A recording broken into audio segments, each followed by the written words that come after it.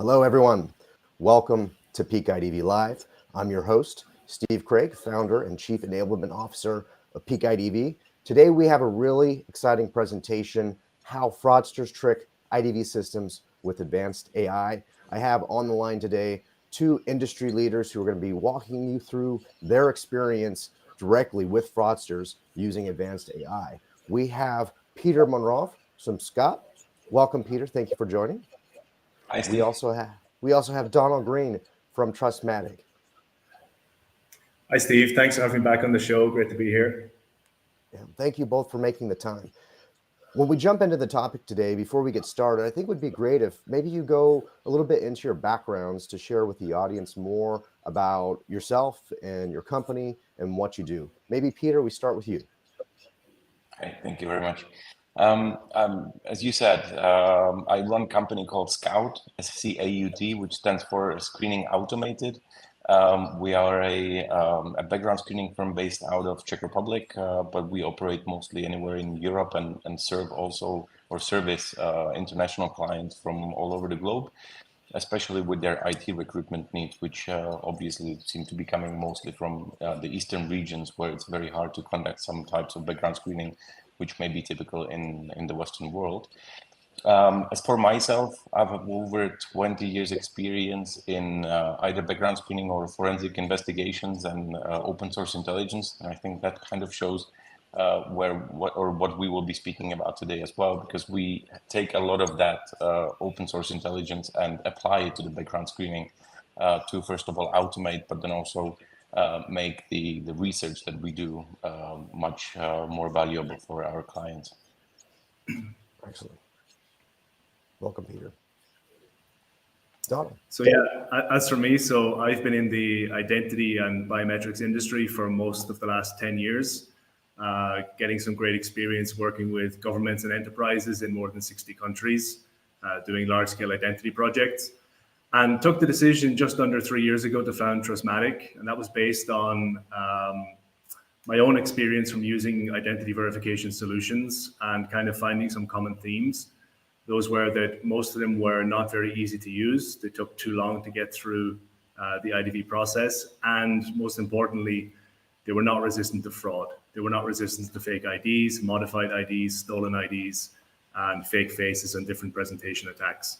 So the idea with Trustmatic was to build an IDV solution, which took under 30 seconds. We're currently running at about 20 on average to complete, and required 0 clicks from the user. So it's a fully automated capture process, and at the same time is very resistant to existing and emerging threat vectors, fraud vectors. So that includes all the things I mentioned: fake IDs, modified IDs, and now AI-generated IDs and injection attacks, etc. Excellent. Excellent. Thank you both for the background on that. Let's dive into some questions. And for those that are watching, this will be a mix of me asking some questions, group dialogue, and we have some presentation materials to share with you. You know, when I think about onboarding new employees and I think about fraud, especially for your market, Peter, when you've been working with your clients, what are some of the consequences that you've seen of not really properly background screening or doing identity verification of potential new employees? I think what is important to say here is that Europe is a completely different atmosphere or a completely different market in regards to background screening as the rest of the world. I mean, in Asia Pacific or in the Anglo-Saxon world, so United States or the UK, it is absolutely normal and it's a standard to conduct background screening on your either new employees or candidates, and then to continuously monitor and conduct periodic checks. Central and Eastern Europe is very unlikely to do that on a large scale, or let's say as a standard. It is usually the executive positions that may be background screened, but the normal employees or standard employees don't. And of course, that reflects in the amount of fraud happening on the market. It also reflects in the people with bad intentions trying to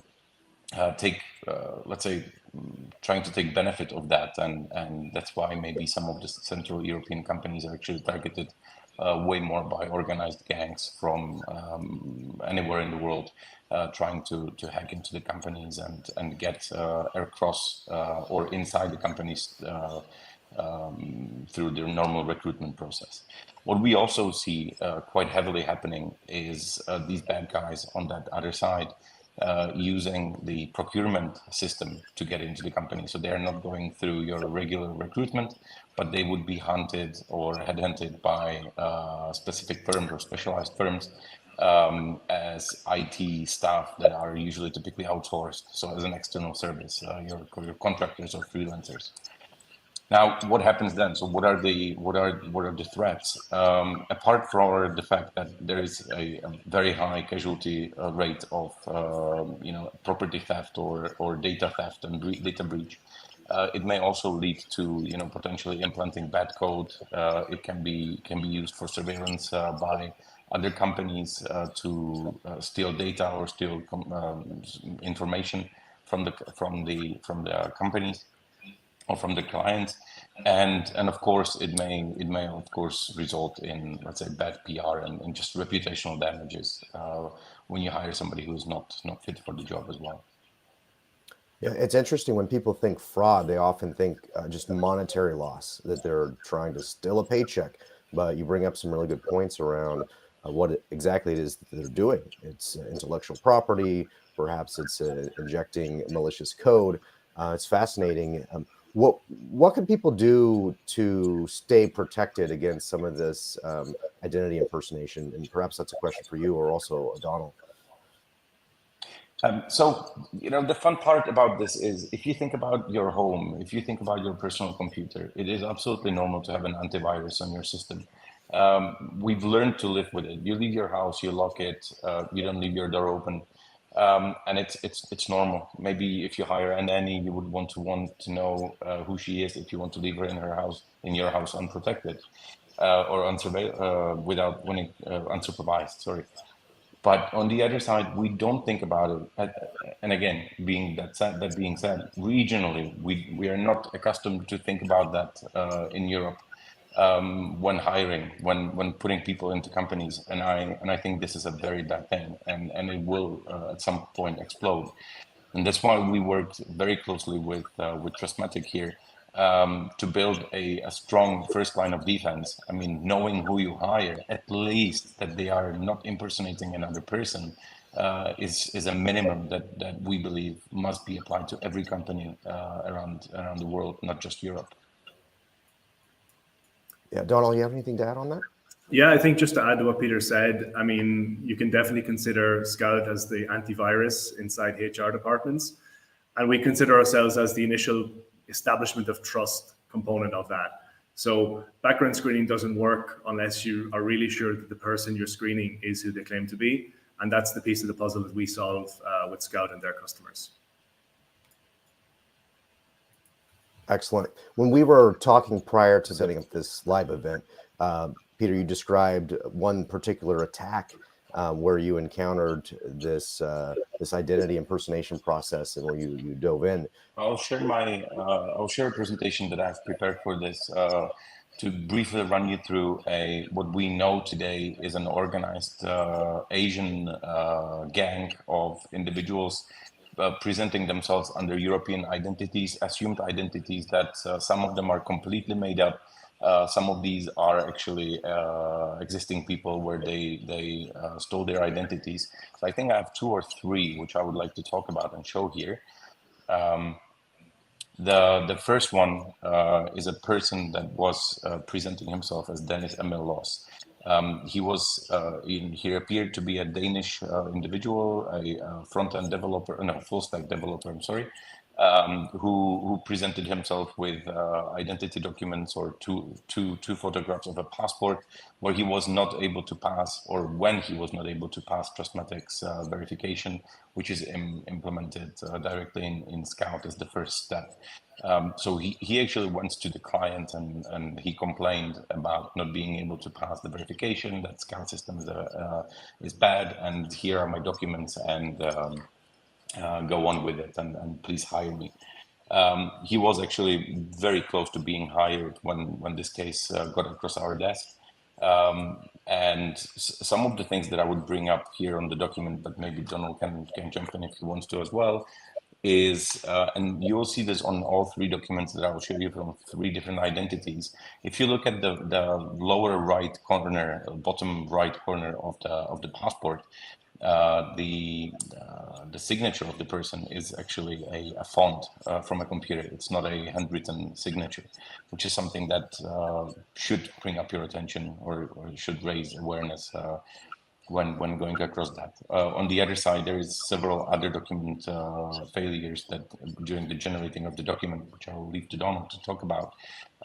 And that is, for example, that the MRZ code is wrongly generated. The numbers there do not contain the proper verifications, such as if you look at that subject is year, date of birth 1985, but on the MRZ code behind the DNK, so Denmark, it says 70 as if his date of birth was 1970.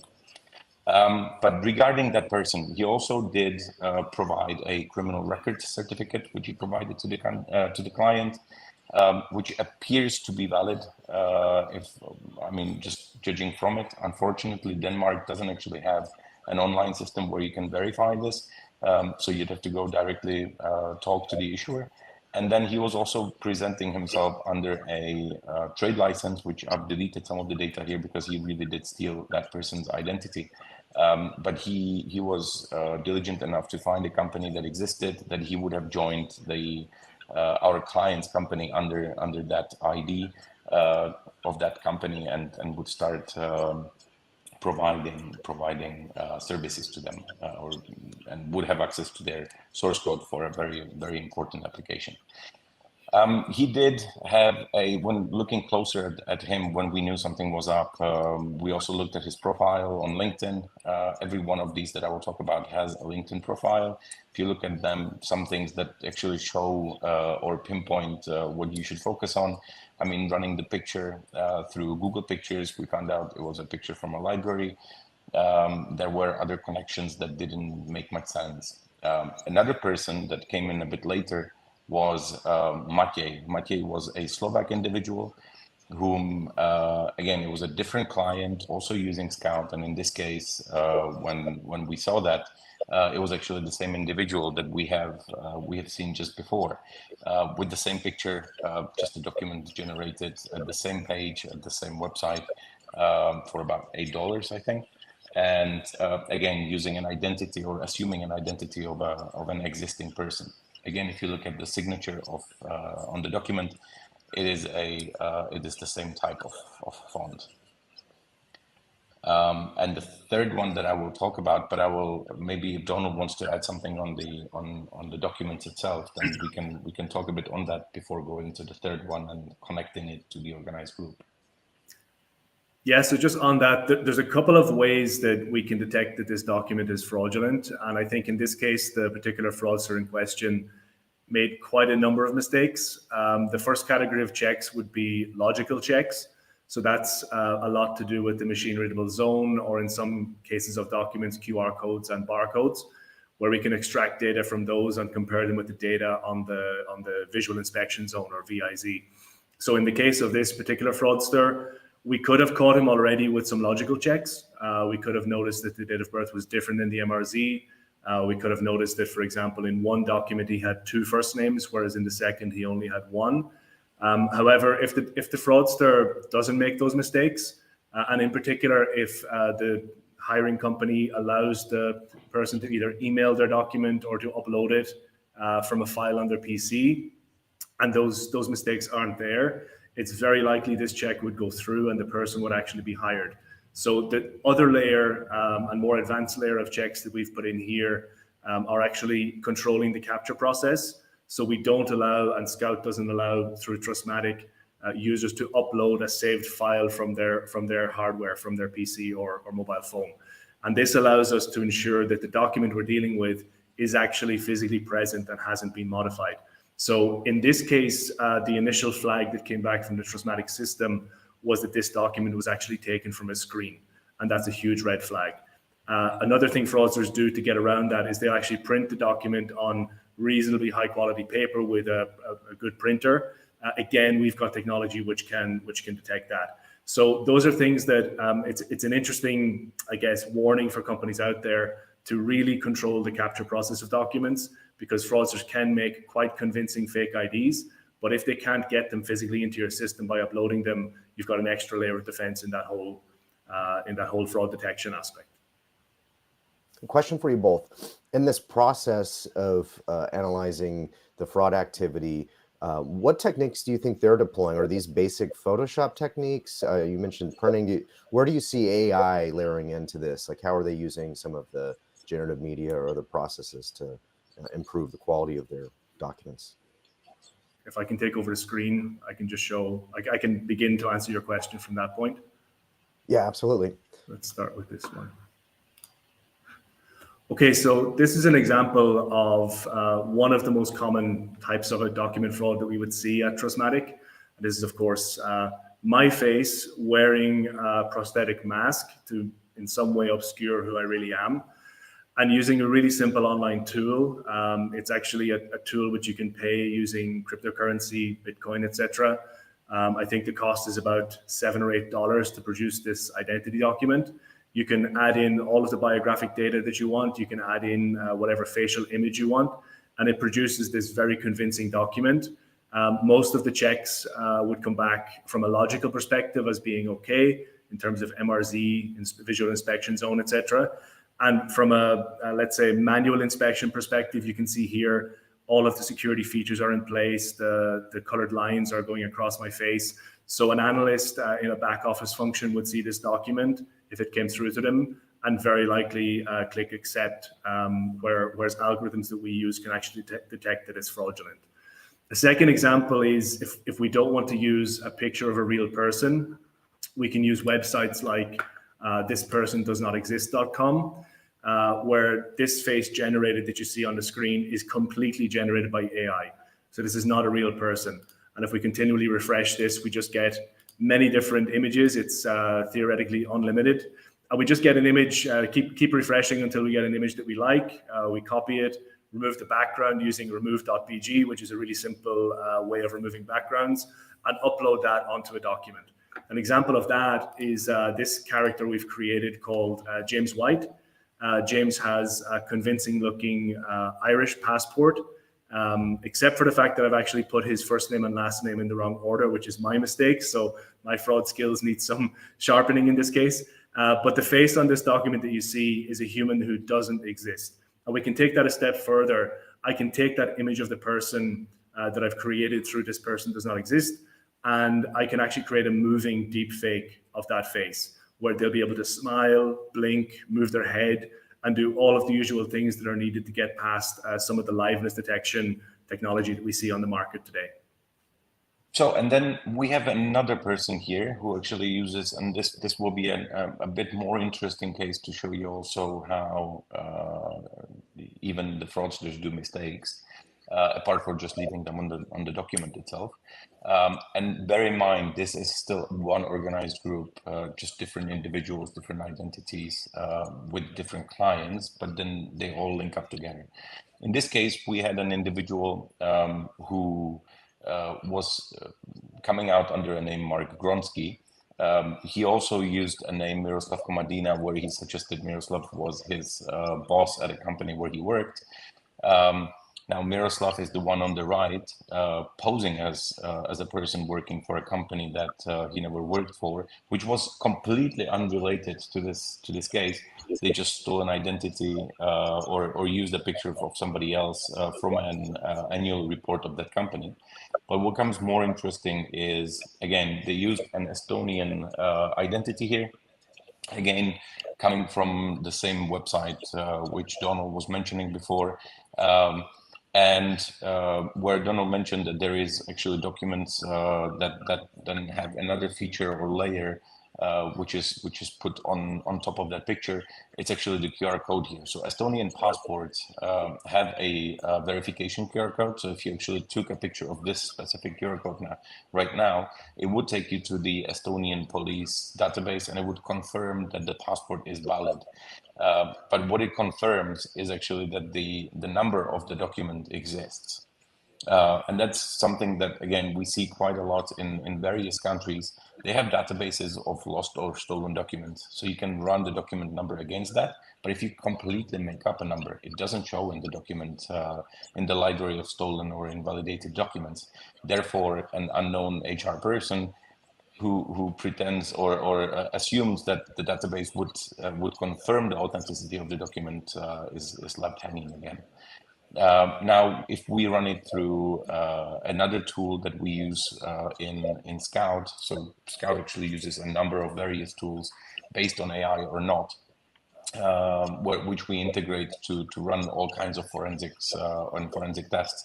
This one actually verifies that the PDF or a document that we uploaded, in this case JPEG, has actually been edited after it has been captured. So you can see the QR code has been added on top of that document later on, probably during the creation process. Now, to go a bit out of the zone of the just the document itself, what it shows us about the people and how it works. Miroslav, when I said there were two people, Mark and Miroslav, we looked at one of the identities and we went down the road of looking at can we tie this person to an existing company. And it was actually the person that was providing the references actually had an Office 365 account with that company under that name. So that brought us a bit closer to actually verifying it was not a completely made up identity. And later on, we were able to find out that that person also had another identity posing as Marco. Marco had a GitHub account. If I speed this up a little bit, just not to go overly too deep, had an GitHub account, which then linked to other individuals, which were other identities still under his, so his face and his identity was the same. It was, however, different identities on the outside working for other companies.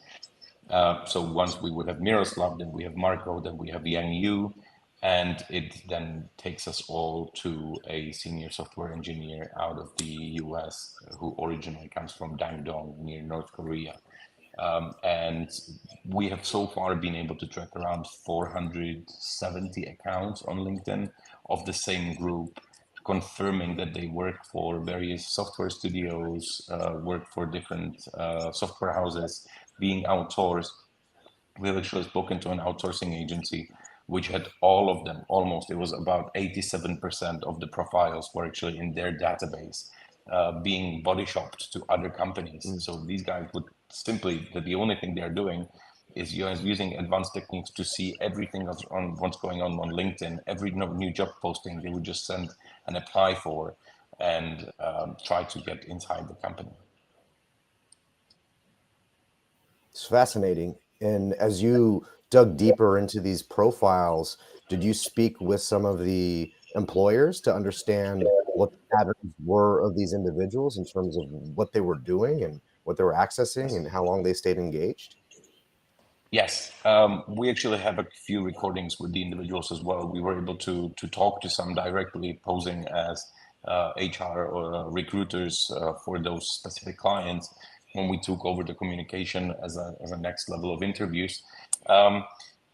One thing was similar in every single case. They would use fake backgrounds on their video calls. They would always join the video calls. So they were willing to have cameras on even, and one of the first slides that I showed was the pictures from LinkedIn. Although working under assumed identities, not in any of the cases that we had did they use a deep fake to pretend or overtake that identity's face as well. So in every single one case, they assumed or they used their own identity as in facial identity, but were posing as a specific person out of Europe. The storyline was always my parents were out of Serbia, they were out of Estonia.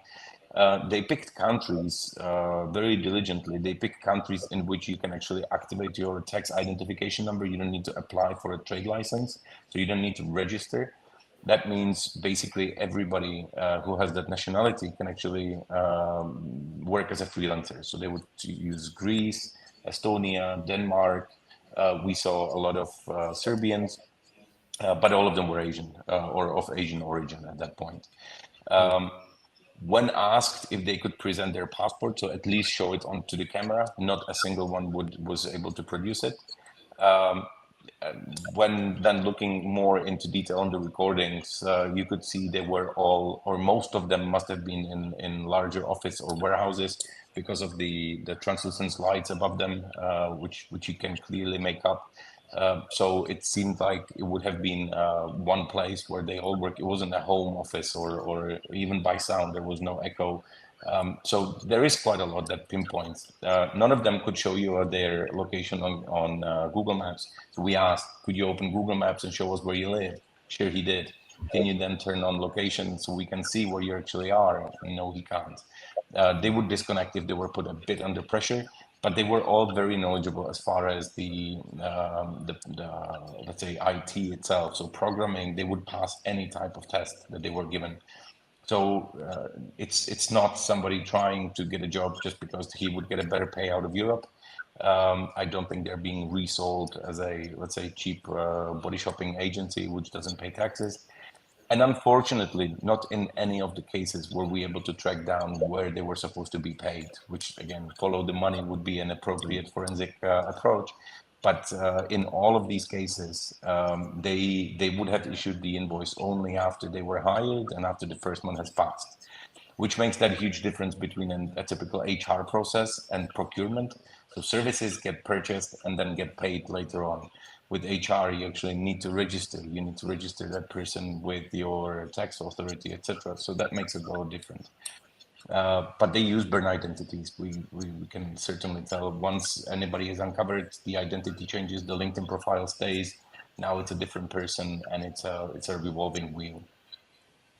It seems like a lot of manual work. You have to be a detective. You're investigating. I'm curious about how you partnered with Donald and Trustmatic to solve this in a more automatic or programmatic way. Can you describe how you guys came together and devised a solution to put some layers Absolutely. of defense up?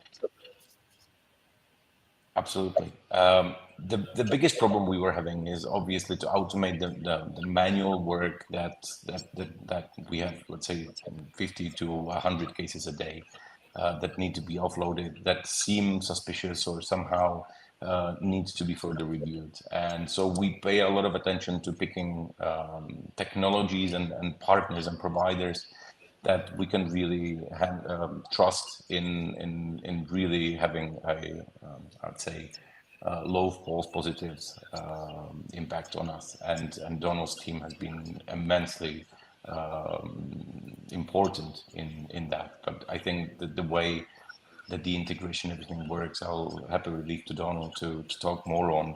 But on our side, pretty much every single candidate that goes through SCAUT needs to have an ID verification, or we suggest that to every client. Of course, not everybody wants it, or we use automated checks, or they use automated checks, such as just basic credibility, like insolvency or foreclosures or bad credit, where they don't require an ID verification. But I would say probably about 90% of our clients lately are using ID verification as the first initial step.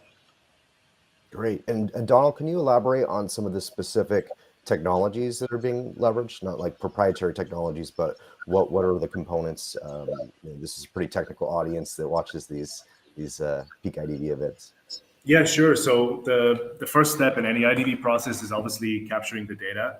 And I think, speaking frankly, this is where a lot of the vendors fall down. They allow manual capture. In some cases, they even allow upload of pre-saved files, as I mentioned earlier. We were super obsessed with this problem from the very beginning. So our data capture process is fully automated. It uses neural networks to detect the document or the face in the image from the camera stream, and only captures the document or face when it's relatively happy that the quality is good enough, that there are no spots of light, that there are no reflections, etc. And what that means, if we bring it back to Peter's use case, is that much less, it will happen much less that a document gets sent to the back end or a face gets sent to the back end, which will then be rejected by the algorithm there, saying that it can't read it. So that's the first step, is actually capturing good quality data. And it's the old thing of, bad data in, bad data out. So we ensure that we get very clear images of documents, automatically captured and very clear images of faces. When those images hit our API or our backend component, the first thing we do is we classify the document. So again, in many cases, you need to pre-select which country and which document type you're using. In our case, we automatically classify that. So that again takes another opportunity for the customer to actually fall off the onboarding process out of the mix. So we classify against our library, which is currently running at about 13,500 documents. So we've pretty much full global coverage. When we've classified which document it is, we'll then read it. So we use pretty standard OCR for reading the document against the template that we expect it to look like. We've got quite high accuracy in the OCR piece. So again, giving Peter's team accurate data, very few spelling mistakes, etc., from the images that go in. And that's all fairly standard. The next part then is we look at the image and we try to detect any signs of fraud or tampering. So the first thing we do is we assess, is this image of a physically present document and of a physically present human in case of the selfie. So for the document we look for, is it taken from a screen? Is it taken from a print? Are there any signs of tampering? So one of the common things to get around physical document detection is you'll actually use a physical document, maybe a stolen one, but you'll put a different face, you'll overlay the face in the portrait image. So we check for that. And then we do all of the other logical checks, which I spoke to earlier. In terms of the face, again, liveness detection is quite a well-established piece of the IDV value chain. We're quite dogmatic in always favoring passive liveness. And that's, we don't think it's a trade-off between security and user experience, but there is a huge fall off in users when you have an active liveness. When the user has to move their head, speak a phrase, wink, blink, whatever the action may be, users tend to get quite confused around that point. And we've noticed in my previous company where I worked, where we initially had active liveness, 30 to 35% of users can fall off at that step. So we use the passive approach. It's a single frame. It's one of the algorithms which was top ranked in the recent NIST sub-branch of FRVT. So we're happy that it is not only convenient to use, but also extremely secure. And then, of course, you have the standard stuff like biometric verification. Again, choosing an algorithm which is ranked in the NIST FRVT as one of the top performers to ensure accuracy. And some other things we can add into the mix then as options are things like one-to-end check. So companies like SCAUT can put together databases of known fraudsters, for example, Emil's in the previous slides. If that face resides in a known fraudster database, even if that person uses a more convincing ID, perhaps a physical ID, which can get through some systems, once we see that face, we can then ping it against the database of known fraudsters. And if that person exists there, we'll raise a flag and Peter's team will take over and investigate. Thank you for sharing that stack and the tools and techniques that you're using. We've got just a little bit of time left. I just have a couple remaining questions. This one's for you, Peter. In working with Donald and Trustmatic, like what are some of the ultimate results you've seen, the end results of implementing the system?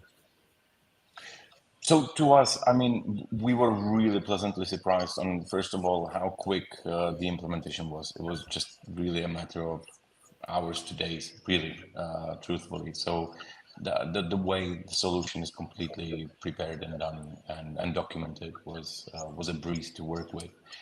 So that's first. Second of all, they listened to our feedback, which is again something that we haven't seen before, and I'm happy if we can just chat over Slack and come up with new small changes or tweaks that make our lives easier. So that's another. And I mean, I would only probably say praise in that regard, which is not common, maybe not just in this segment and maybe geographic area, but overall. I mean, we're still, both of us are still small companies and hopefully to grow, but on the other side, it's we are still open to customer feedback, and that's immensely perfect to work with. Excellent. Last question for you, Donald. What do you think the future of IDV looks like in the years ahead? Where are we going with the industry? I've been saying this for probably over a year now, and I do think we're getting closer. I don't believe that users should be forced to go through various different IDV processes for accessing different services. So if I want to get a job and I'm using SCAUT and I verify my identity using SCAUT, that verification, that secure, trusted identity should be reusable across multiple platforms. So if I have my job that I've applied for successfully through SCAUT and been verified, and I want to work in the evenings driving for Uber, I should be able to share my verified credential, my verified identity credential with Uber, with Airbnb for my vacation, et cetera, et cetera. So I believe we're moving in the direction of verified credentials and networks of those. As well as that, I think we're going to see some additional fraud vectors emerging. We've noticed a very distinct uptick in injection attacks, which are designed to get past the classic approaches of face liveness and document authenticity checks. So layering up our solution with more advanced ways of detecting injection attacks and deepfakes will be big. And I think we're going to face challenges. I mean, I don't know if you saw the GPT conference, the OpenAI conference a couple of days ago. Just by using your voice, you can create a fraud. I'm not sure if they'll be open to supporting fraud, but theoretically, you can create fraud vectors, approaches to fraud, and ways to get past even the best IDV systems. So the IDV vendors have a challenge on their hands. At Trustmatic, we're going to meet it head on and hopefully be ahead of the fraudsters. Whereas in the last couple of years, I think, openly speaking, IDV vendors have been catching up. Great. Very insightful. I'm certainly seeing the path ahead for verifiable credentials. It's been a long way in going to get there, but more and more companies are investing in that technology. And I think more and more consumers are seeing the benefit of not having to re-verify multiple times. And the points you make about the AI, just how the ease of use. Just recently, OpenAI has released a new API around assistance to be able to help people create their own little mini GPT offering. So I think we've got an interesting year ahead. Well, thank you both. Thank you, Donald. Thank you, Peter, for taking the time to be on this PEAK IDV live event. For any of those that are watching, feel free to reach out to Donald or Peter directly on LinkedIn. Their profiles are associated with this event. And I'll also include links to their websites. So if you want to reach out to them through their business site and to do business with them, we welcome that. Thank you again for your time. Thank you both for being on the call, and have a great rest of your day, everyone. Thanks, Steve. Thanks, Peter. Thank you for having us.